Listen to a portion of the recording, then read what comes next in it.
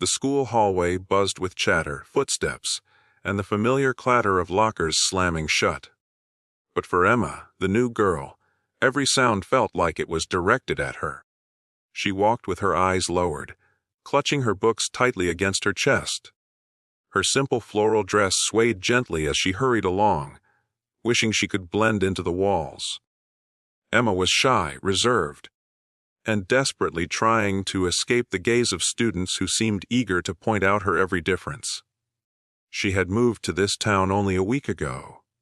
Her father had taken a new job, and while her parents were excited for fresh opportunities, Emma felt like her whole world had been uprooted.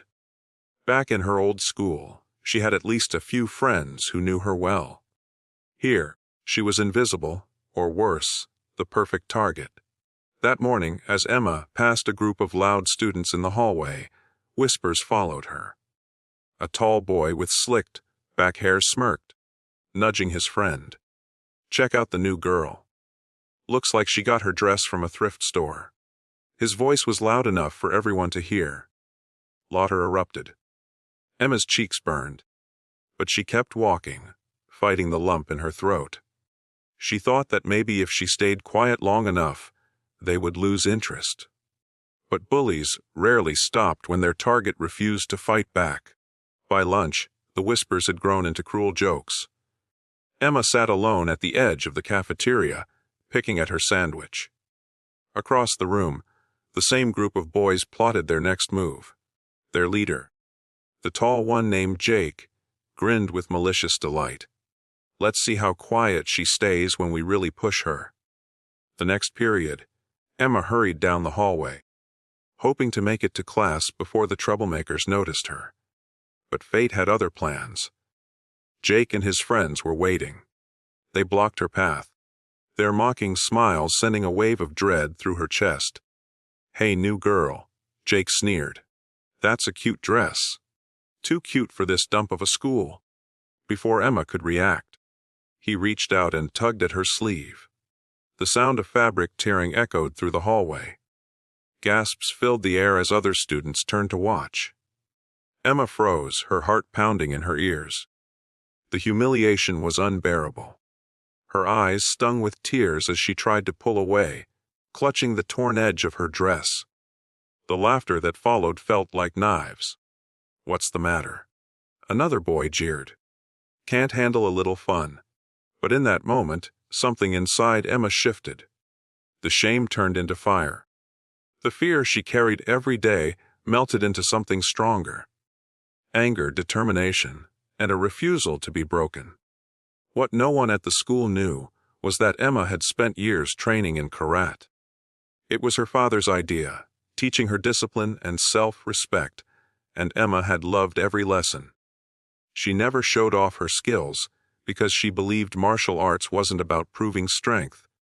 It was about defending yourself and standing tall. And now, faced with the worst humiliation of her life, Emma's instincts took over. When Jake reached for her again, Emma's hand shot out. With lightning speed, she twisted his wrist, sending him stumbling back. His smirk vanished, replaced by wide-eyed shock. The hallway went silent. Another boy lunged forward, but Emma didn't flinch. With a swift karate chop to his shoulder, she knocked him sideways, his books scattering across the floor.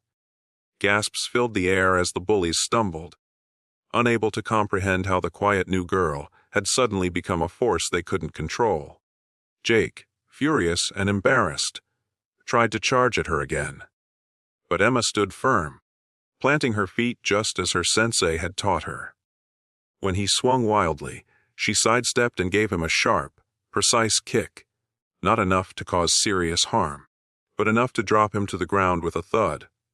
The hallway erupted. Some students clapped. Others simply stared, mouths hanging open. The bullies, once so confident, now scrambled on the floor, humiliated in front of everyone. Emma adjusted the torn edge of her dress, her chest heaving. She didn't need to say much.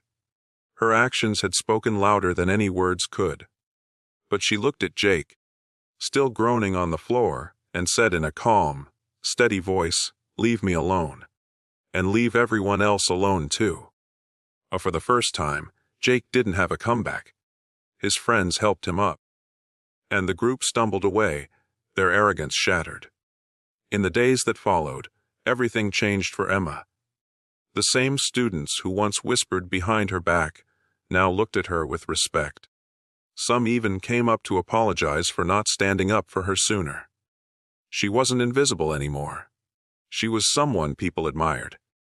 But more importantly, Emma found her own strength. She realized that being shy didn't mean being weak. She didn't need to change who she was to earn respect. She only needed to believe in herself. It wasn't about the karate moves or the bullies she had beaten. It was about the courage to stand tall when it mattered most. And from that day forward, Emma walked through the hallways with her head held high. Not because she wanted to be feared, but because she had finally discovered her voice. The lesson was clear to everyone who witnessed it. Sometimes, the quietest people carry the loudest strength.